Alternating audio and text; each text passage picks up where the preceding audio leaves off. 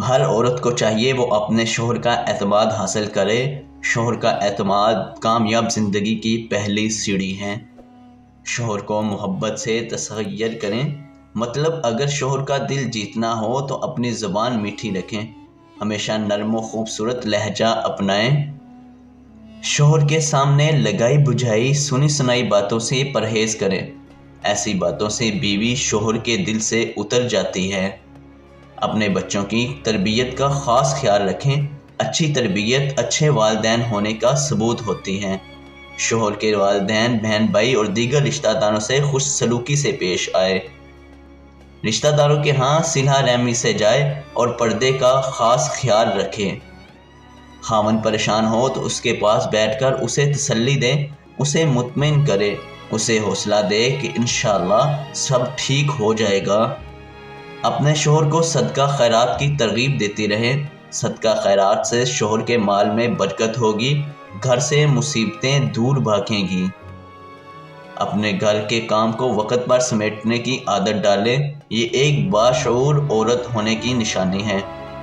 گھر کو صاف ستھرا رکھیں، ہر چیز اپنی جگہ پر رکھی ہو۔ صاف ستھرا گھر سلیقہ مند عورت کی نشانی ہے۔ فون پر مختصر بات کرنے کی عادت ڈالیں، لمبی طویل گفتگو سے انسان اپنا معیار گرا لیتا ہے اور گھریلو کاموں میں غفلت کی وجہ بنتا ہے۔ اہم باتیں یاد رکھنے کے لیے ایک نوٹ پیڈ بنا لیں، اپنے ضروری معاملات اس میں درج کر لیا کریں۔ خاوند صبح کام پر جائے تو اسے مسکراتے ہوئے دعاؤں میں رخصت کریں۔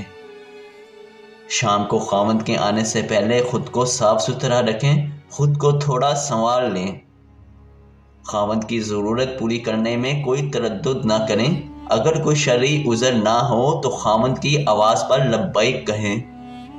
گھر کے اندر نماز، تلاوت، قرآن و ذکر و اذکار کے لیے ایک خاص جگہ متعین کر دیں۔ اپنے دل کا غم صرف اللہ کے آگے بیان کریں، ضرورت ہو تو اپنے خاوند سے بھی شیئر کریں۔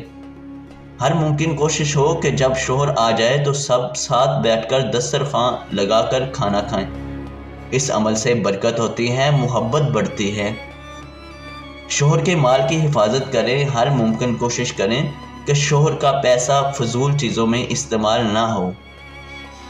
رب العالمین تمام بہن بیٹیوں کو ان تمام باتوں پر عمل کی توفیق عطا فرمائے، تمام بچیوں کو خوشیاں نصیب فرمائے۔ دوسروں کی بھلائی کے لیے آگے ضرور شیئر کریں، شاید کسی کا بھلا ہو جائے۔ اچھی بات پھیلانا نیکی ہے، صدقہ جاریہ ہے۔